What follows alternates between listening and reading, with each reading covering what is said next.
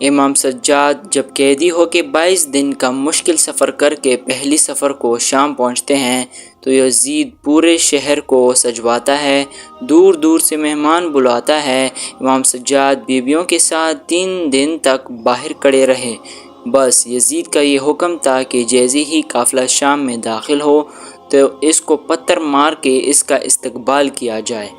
اس وقت اہل بیت کا چاہنے والا ایک شخص شام میں موجود تھا اور وہ حیرت سے لوگوں سے پوچھنے لگا کہ آج یہ شہر اتنا سجایا کیوں جا رہا ہے؟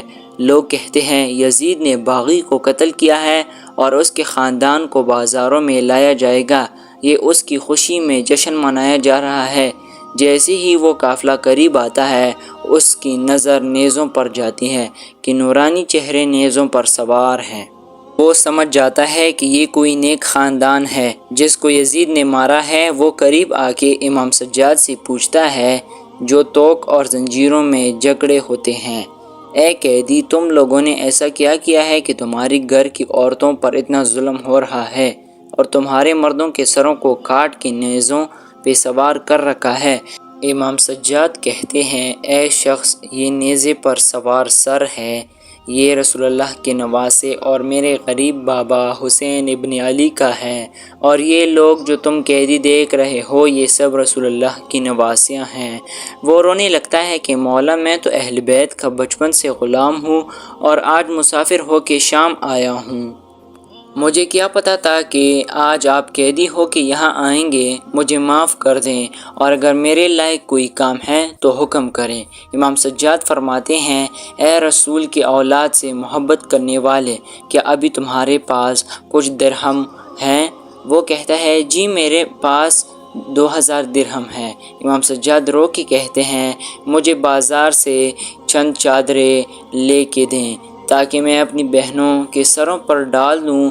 وہ دوڑ کے جاتا ہے، 1000 درہم کی چادریں لے کے امام کی خدمت میں پیش کرتا ہے۔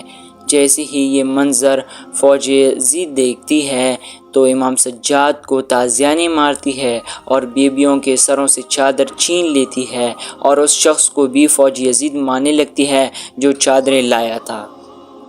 وہ شخص کچھ دیر بعد امام کی خدمت میں دوبارہ حاضر ہوتا ہے کہ اے میرے مولا، مجھے معاف کر دے، ان ظالموں نے چادروں کو چھین لیا، اب میرے لائق کوئی حکم ہو۔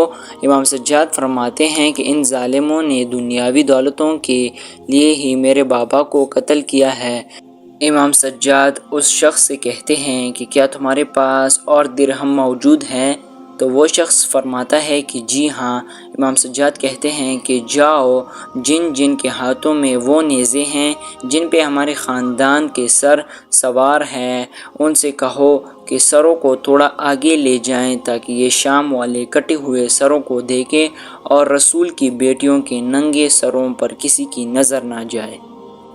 بس وہ جاتا ہے، سروں کو آگے کرواتا ہے۔ اتنی دیر میں ایک ظالم امام حسین کے سر پہ پتھر مارتا ہے اور امام حسین کے کٹے ہوئے سر کی پیشانی سے خون شروع ہو جاتا ہے۔ اتنے میں اہل بیت کے چاہنے والے کا صبر ختم ہو جاتا ہے۔ وہ اپنی تلوار نکالتا ہے اور چاہتا ہے کہ اس ظالم کا سر تن سے جدا کر دوں۔ پھر امام سجاد اس اہل بیت کے چاہنے والے سے کہتے ہیں کہ اے رسول کی اولاد سے محبت کرنے والے، یہ امتحان صبر کا ہے، شجاعت کا نہیں۔ دیکھو ہم کب سے پتھر کھا کھا کے صبر کر رہے ہیں۔ میں نے خود اپنی آنکھوں سے دیکھا کہ میرے بابا کا گلا کاٹا گیا، ان کے جسم کو کیسے پامال کیا گیا۔ جب ہم صبر کر رہے ہیں تو تم بھی صبر کرو۔ سلام ہو امام حسین پر، سلام ہو امام سجاد پر، سلام ہو ان بیویوں پر جو قید میں تھی۔